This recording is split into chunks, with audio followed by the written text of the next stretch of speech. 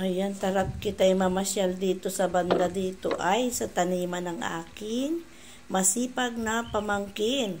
Ayan, may tanim siyang sitaw dito sa may gilid-gilid ng kanyang bahay. Ayan, napakaganda ng lugar. Ayan, ang taba ng sitaw.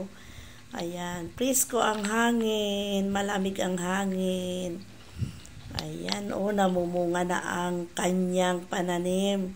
Ibig sabihin, may libre na silang pang-ulam. Ayun ang cute ng bahay. Ang cute-cute ng bahay ng aking pamangkin. Ayan ang taba-taba, ang lusog-lusog ng kanyang sitaw at namumunga na siya.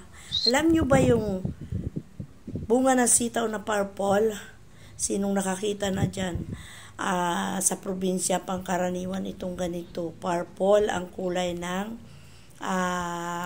bunga ng sitaw. Ayan, tingnan nyo, purple. Meron pa nga niya na yung nakikita nyo yung batik.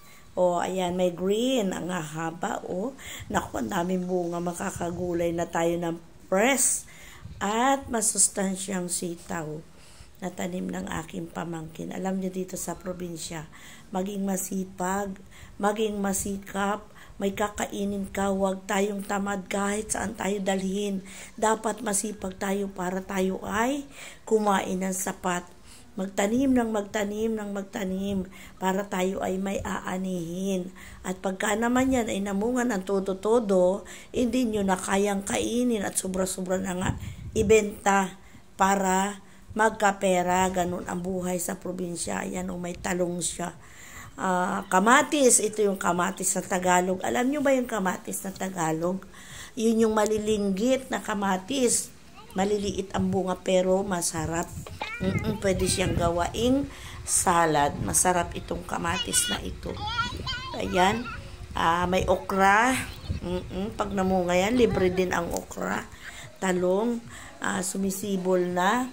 Ayan, dito lang niya sa paligid ng kanyang bahay. Hindi ka na malayo para ka magtanim. Dahil nga ay sila ay nasa kalupaan. Pag masipag ka magtanim, meron kang aanihin at meron ka ring akainin. Oras man na gusto mong kumain, meron kang akainin. Dahil nga ay ikaw ay masipag magtanim. Ayan, kalawakan na yan. Diyan galing yung sariwang hangin, preskong hangin. Hindi mo kailangan ang gumamit ng aircon. Hindi mo kailangan ang gumamit ng electric fan para ikaw ay masimuyan ng hangin at mas langhap mo yung lamig.